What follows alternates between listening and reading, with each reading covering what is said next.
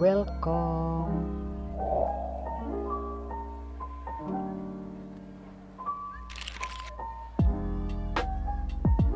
Tugas membuat kanva mata pelajaran ekonomi. Nama Carluis Pansus, kelas 10-3. Selamat menyaksikan. 1. Kebutuhan manusia. A. Kebutuhan yang tidak terbatas. Setiap individu memiliki kebutuhan yang hampir tak terbatas. 1. Jenis-jenis kebutuhan. 1. Kebutuhan primer, yaitu kebutuhan manusia yang harus dipenuhi untuk melangsungkan hidupnya.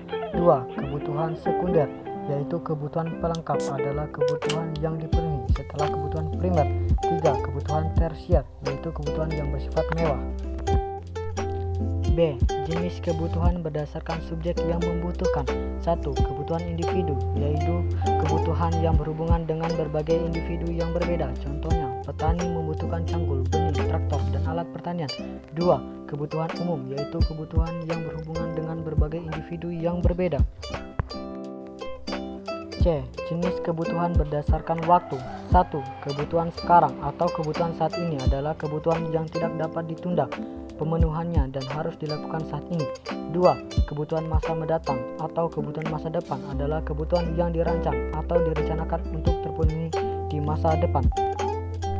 D. Jenis kebutuhan. Menurut sifat pemenuhan kebutuhan, jenis kebutuhan ini digolongkan berdasarkan sasaran alat pemenuhan kebutuhan yang digunakan.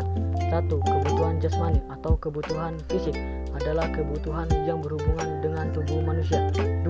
Kebutuhan rohani adalah kebutuhan yang berhubungan dengan kejiwaan seseorang. B. Barang dan jasa sebagai alat pemenuhan kebutuhan. Barang adalah alat pemenuhan kebutuhan manusia yang mempunyai bentuk fisik. 1. Jenis-jenis barang. Barang dapat dibedakan berdasarkan cara memperoleh kepentingan barang dalam kehidupan manusia, cara penggunaan, cara pengerjaan, serta menurut bentuk dan sifat. A. Berdasarkan cara memperoleh, barang dapat dibedakan menjadi barang ekonomi dan barang non-ekonomi. 1. Barang ekonomi adalah barang yang didapat dengan cara mengorbankan sesuatu untuk mendapatkannya. 2. Barang non-ekonomi atau barang bebas adalah barang yang bisa didapat tanpa pengorbanan atau biaya. B. Berdasarkan kepentingan. 1. Barang inferior adalah barang yang pemakaiannya dikurangi jika pendapatan bertambah dan sebaliknya. 2. Barang esensial adalah barang yang sangat diperlukan untuk memenuhi kebutuhan sehari-hari. 3. Barang normal adalah barang yang permintaannya bertambah ketika pendapatan meningkat dan sebaliknya. 4. Barang mewah adalah barang yang berharga malah dan dapat meningkat status sosial penggunanya.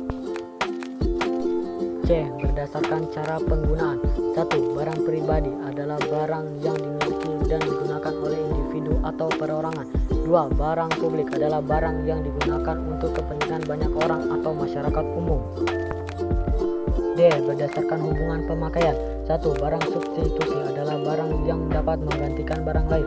2. Barang komplementer adalah barang yang kegunaannya makin bertambah jika digunakan bersama dengan barang lain. E. Berdasarkan cara pengerjaan atau proses pengolahan. 1. Barang mentah atau bahan mentah adalah barang yang belum mengalami pengolahan dan biasanya diperoleh langsung dari alam.